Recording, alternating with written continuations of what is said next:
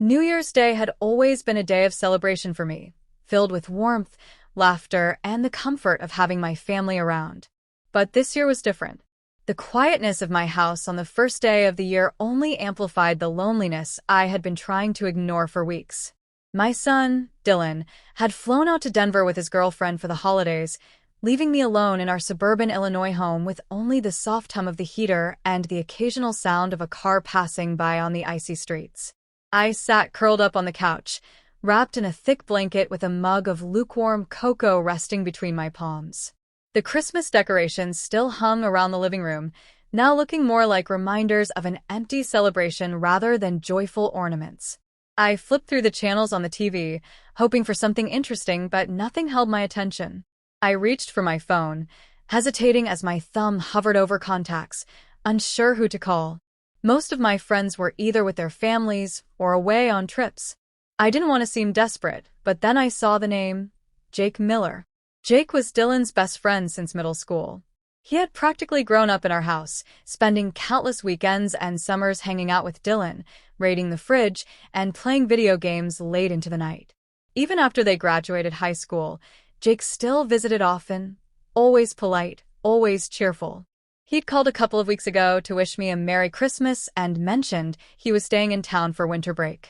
I remembered his kind voice and that warm, easygoing charm he never seemed to lose. I bit my lip, shrugged to myself, and tapped the call icon. "Hey, Mrs. Bennett." Jake answered almost immediately, his voice chipper. "Happy New Year." "Hi, Jake." "Happy New Year to you too," I said, smiling at how fast he picked up. "Are you busy today?" "I know it's last minute, but I was wondering if you'd like to come over for some lunch. Just to catch up. It's pretty quiet around here without Dylan."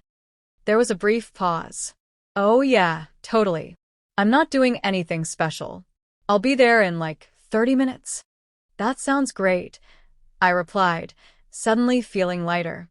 True to his word, Jake showed up 28 minutes later, carrying a small bouquet of winter flowers and a bottle of sparkling cider.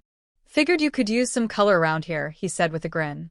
I laughed and took the bouquet. "You're too sweet, Jake. Come in.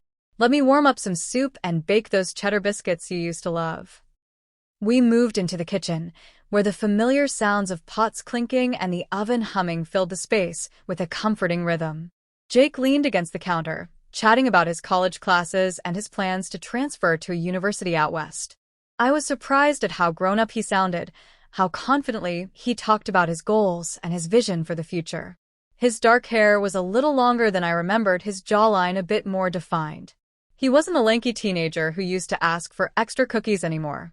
We ate at the dining table, laughing over old stories about Dylan and the mischief the two of them used to get into, like the time they tried to build a treehouse using only YouTube tutorials and ended up with a half-finished platform and a bunch of bruises. As the hours passed, the sun dipped below the horizon, and the sky turned a dusky blue. Snowflakes began to fall again, softly blanketing the sidewalks.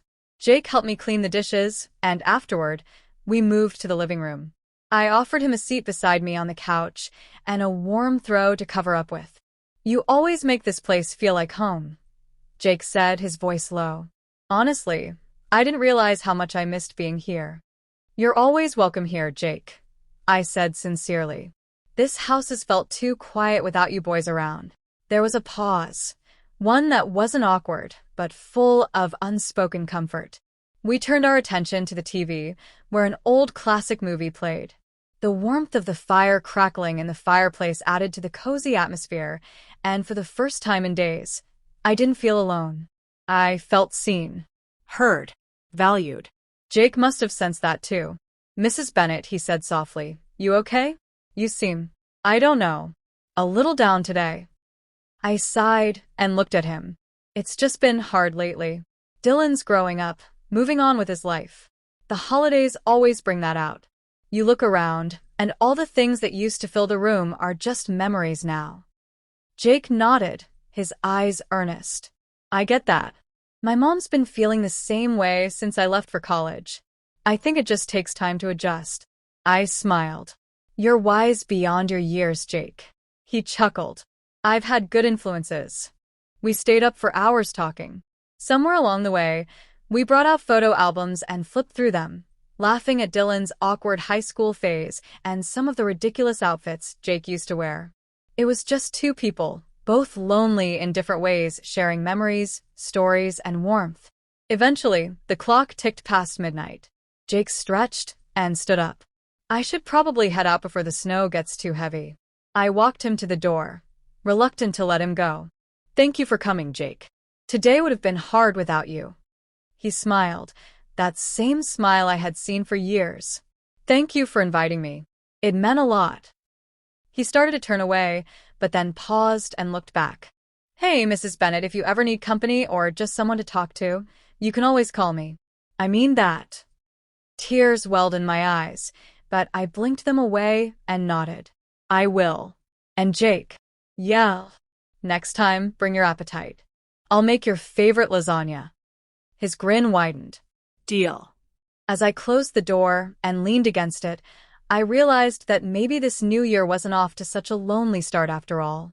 Sometimes, comfort comes from the most unexpected places, and today, mine came from a familiar face who reminded me that even when life changes, some connections endure. In the following weeks, Jake kept his promise. He called every few days, sometimes just to check in, other times to share things he couldn't tell his friends or parents.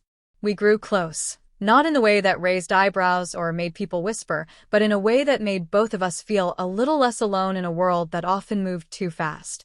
I found myself looking forward to his messages, his drop-ins, the way he'd sneak into the kitchen and pretend he was still a teenager raiding the pantry. He made me laugh, helped me feel seen, and more than anything, he reminded me that even when your own family is far away, love and kindness don't need to be. New Year's Day had started as a quiet, somber day, but it became the beginning of something unexpectedly comforting, a friendship, a bond, and a reminder that connection often blooms when you least expect it. And as winter slowly gave way to spring, the visits continued, and with each passing day, I realized I wasn't just someone's mother anymore. I was still someone worth showing up for.